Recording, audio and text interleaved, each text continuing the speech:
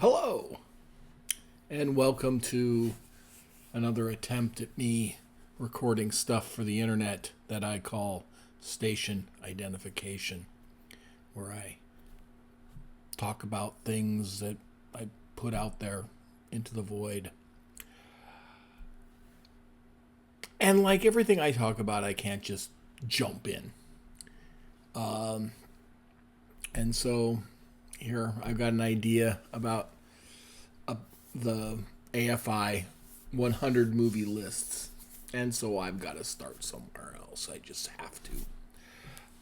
And I think the blame for that is from when I was a kid watching the documentary series Connections by James Burke.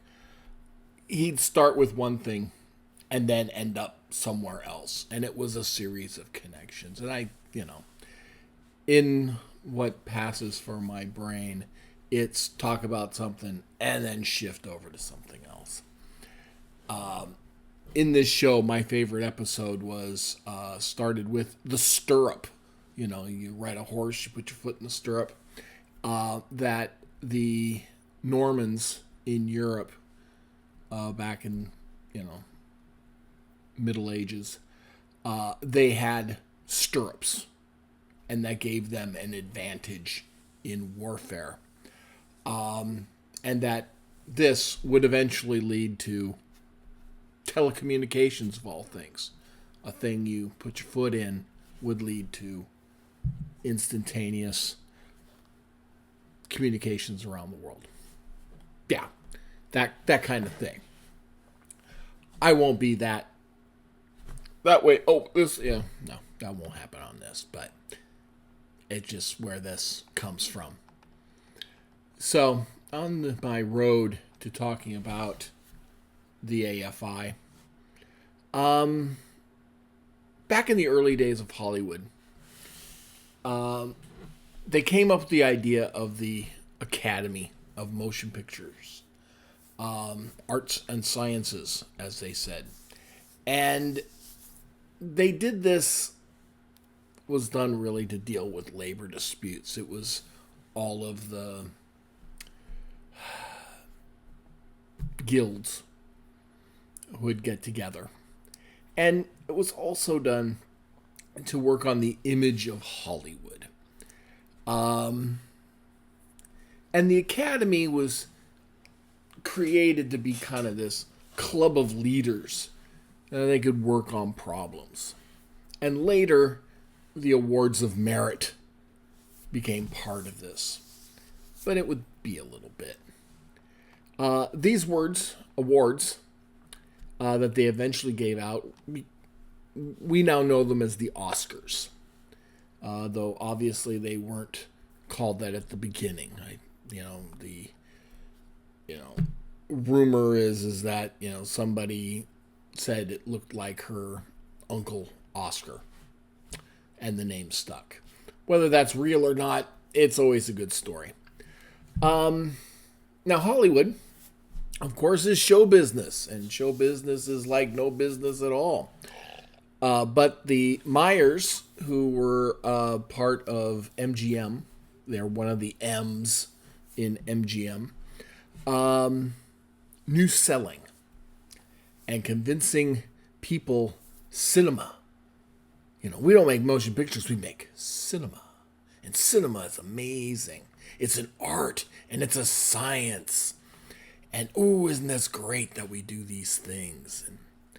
And by calling it those things, it gives them a shiny. Magicians do this. They'll show in one hand what they want you to see, while in the other hand they're doing all the stuff they don't want you to see. And in this case, one shiny, the shiny was the Oscar. This great thing we're making, blah, blah, blah. And the other side was the business side of it, where they were cutthroat. And Oscars, became part of that sleight of hand. The kicker in anything like this is that there needs to be a bit of the truth in this lie, in this sleight of hand, because it goes down better. And the kicker is cinema is both an art and a science. And that's where things like the American Film Institute come in. The AFI, like the National Film Registry, which I talked about last time, began with the federal government, of all things. There was a presidential decree by LBJ, Lyndon Johnson, during his presidency in the early to mid 60s, because he had a thing for, there was a lot of arts and stuff that were getting supported at that time. And this decree wanted to preserve and educate and honor American filmmaking in a way that hadn't before. And so the AFI was established, and they began training programs to help educate new filmmakers on the science of filmmaking. And out of that science came some great art. Because there's intricate ways that films go together, and the science of optics and lighting and such, and it all comes together. And if you do it the right way, you get the art. AFI then, after teaching people, began to vet the artists that came from that training. And this would lead to, giving out awards for, the AFI so-and-so of the year, and, training programs and whatever. And in the late 90s, mid 90s, it started getting close to the anniversary of a centennial, of all things, of 100 years of American filmmaking. And the AFI, of course, wanted to celebrate this. And so they put forth their American, the 100 Years, 100 Films series. And it wanted, to show the best of American filmmaking. Now, they defined an American film as an English language motion picture with significant creative and/or financial production from the United States. That's feature length, which by feature length means it's over an hour. Because of that, some films that are obviously British or international became part of these American lists. Lawrence of Arabia, The Lord of the Rings, because big American studios provided the funding.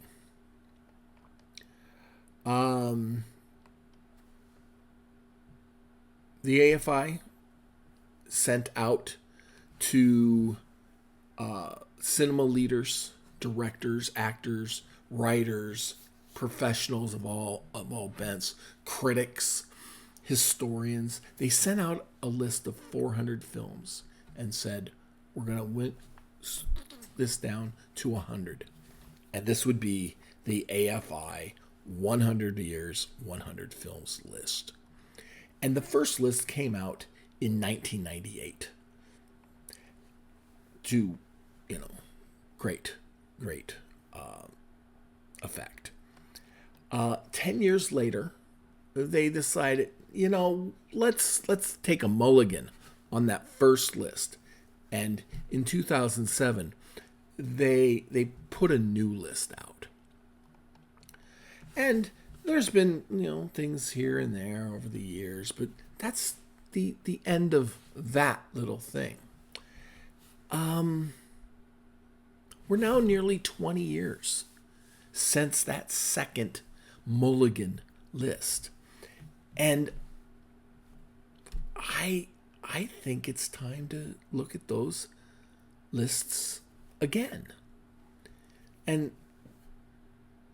reorder them. Figure out, which films are, the best in American filmmaking over this now 120-year span. However, some changes need to be made. Because otherwise, this is just rearranging chairs on the Titanic, moving deck chairs around the Titanic, and that's just pointless because they're all going down. There's films that hover at the top and just sit there, and they act like a wall. So I propose we go around that wall. It's coming up on 20 years later, so 20 films maybe should be removed from the list. Let's take 20 films right off the top. And, move them to the side. We can remove them from the discussion because they're above the discussion. How much can be said about Citizen Kane again? I mean, it's one thing, we look at it, great. And it can, the filmmaking choices are great choices. But there's other films on the list that should be talked about too.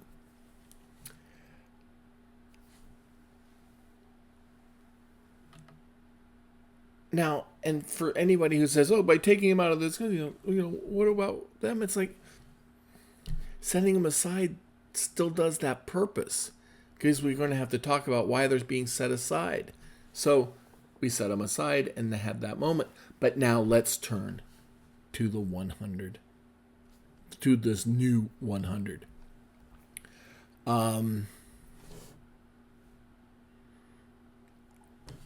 That offers the breadth of filmmaking from the last 120 years.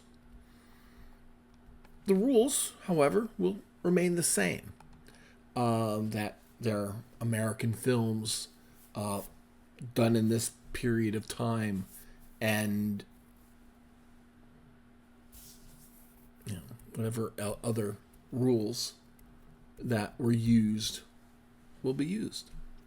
Now, these 20 films that I'm setting aside, I propose they go into like a Hall of Honor or Ring of Honor.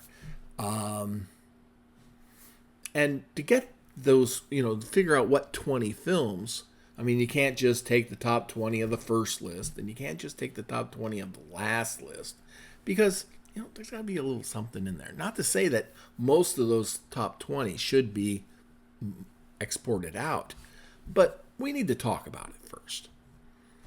Now,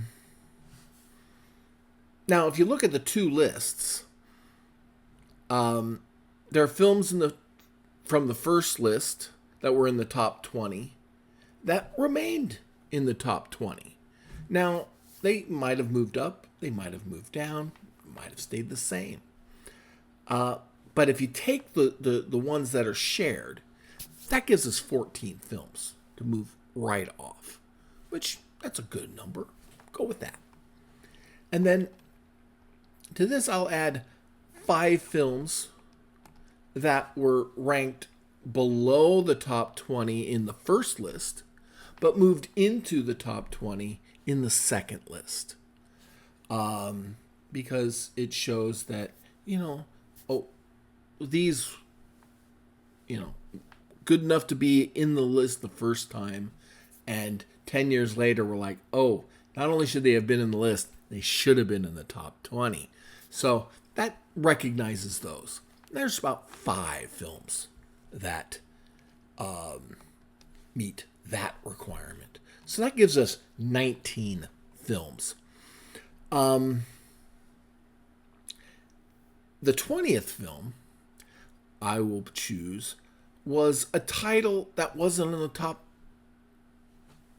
in the first 100 to begin with, but made the top 20 in the second time.